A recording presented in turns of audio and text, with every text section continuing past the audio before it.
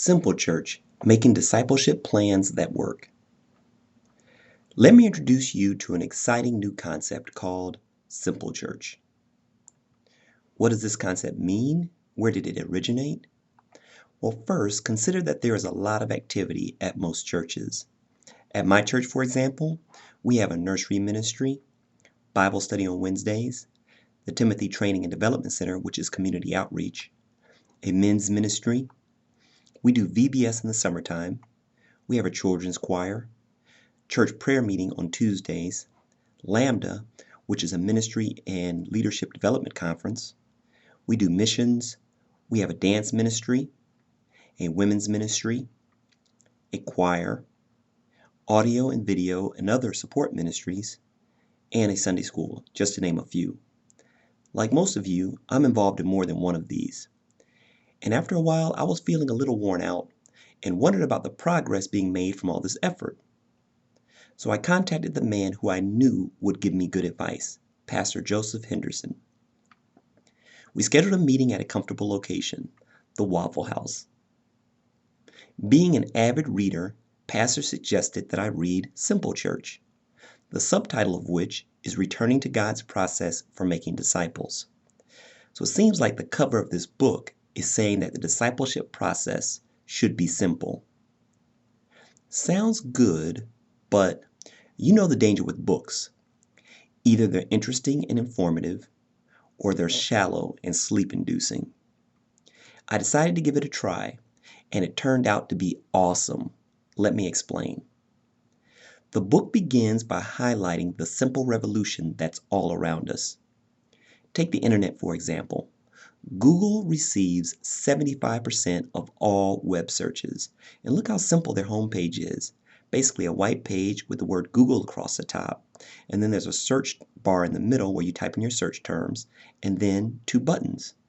Compare that to Google's nearest rival, Yahoo. Yahoo also has a search bar right there at the top, but you can also check your email, shop for a new car, check your finances, the weather, and even browse current news headlines. Not as simple as the leader, Google. What about Papa John's restaurant? It's currently the third largest pizza chain. On their website it says, by keeping the Papa John's menu simple, we're able to focus on the quality of our product by using only superior quality ingredients. What about Southwest Airlines? One of the newer airlines, but it has become the most profitable and successful airline by simplifying its processes, namely the boarding process and elimination of the hub airport. Many of you may not know this man, but his name is John Maeda, and he's the 2001 recipient of our nation's highest design award and head of MIT's Simplicity Lab, where they develop simple technology. Of course, no discussion of simple would be complete without showing the iPod, with its one large simple button and 4 places to push. Apple's simple design style has made it the biggest ever U.S. company.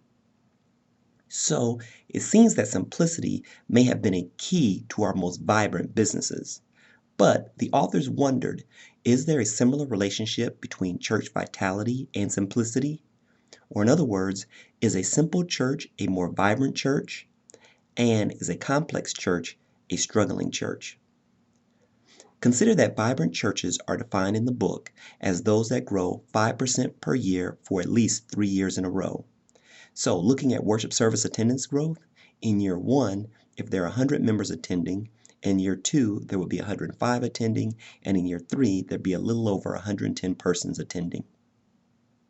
The authors designed a survey to measure the simpleness of a discipleship process, and they sent this survey out to 400 different churches.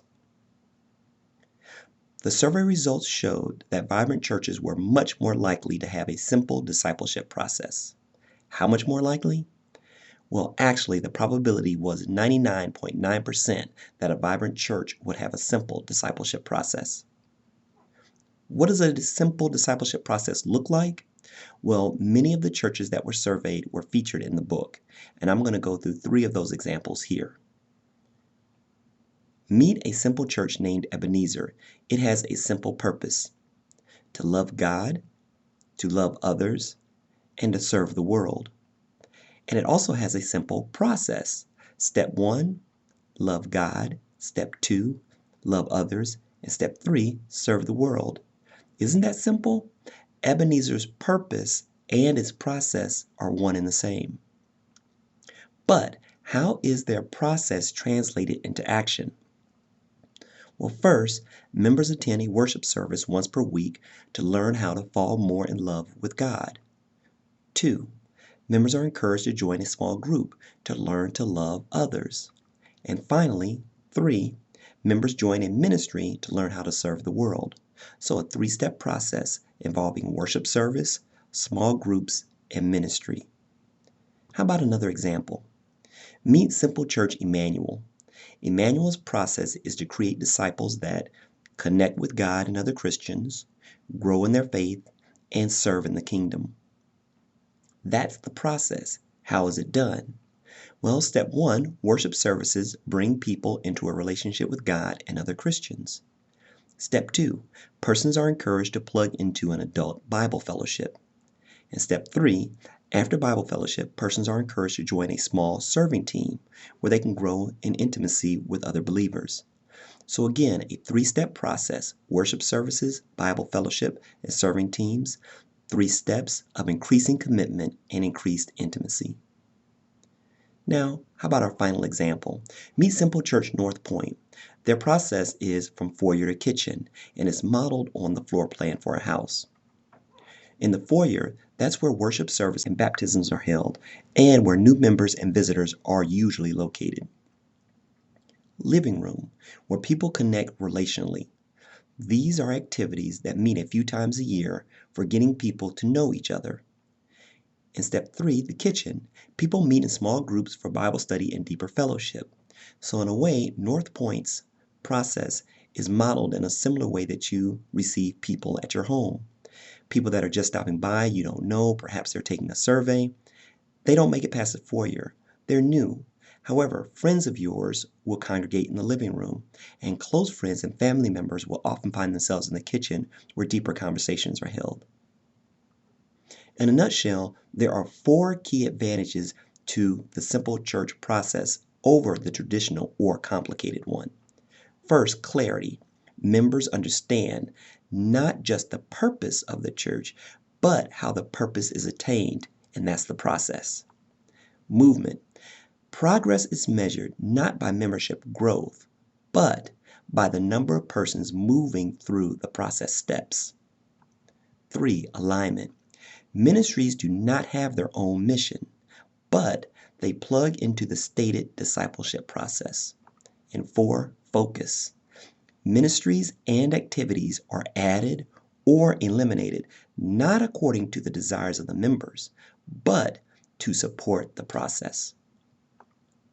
All of these result in the ultimate benefit: producing more disciples. You've seen 3 examples of the simple process. But what if you're not a pastor? Can you benefit from the simple process?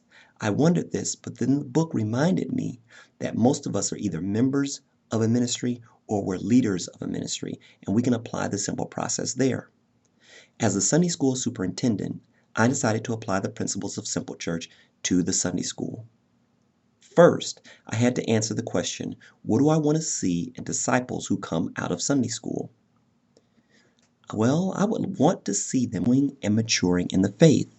But how? That's where the process comes in. So I turned to the Bible. In Acts 2:42 it says, they were continually devoting themselves to the apostles' teaching and to fellowship, to the breaking of bread, and to prayer. Wow, it looks like there's kind of a process right there for Sunday school. We have teaching, we have fellowship and breaking of bread, and we have prayer. Perhaps the Sunday school process could be study, fellowship, and prayer. 3 steps of increasing commitment. The first step is study. We read and discuss Scripture and its application. We do that every Sunday, the purpose of which is to learn more about God's kingdom. The second step is fellowship.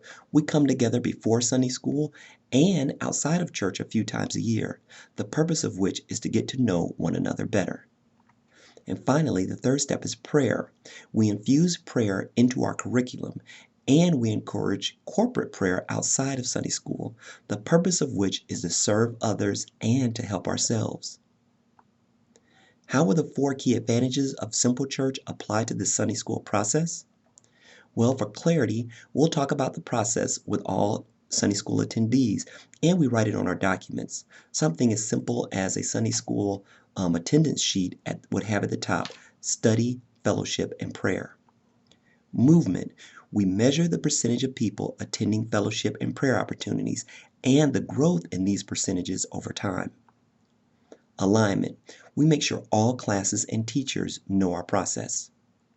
And finally, focus. We minimize and eliminate anything that doesn't support our process.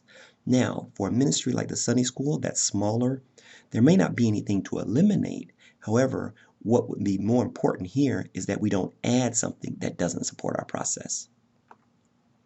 So the Sunday school motto is, where growth happens through study, fellowship, and prayer. That is Simple Church. Maybe it can help your church or ministry. Thank you. If you have any questions or comments, don't hesitate to write camorejr@gmail.com.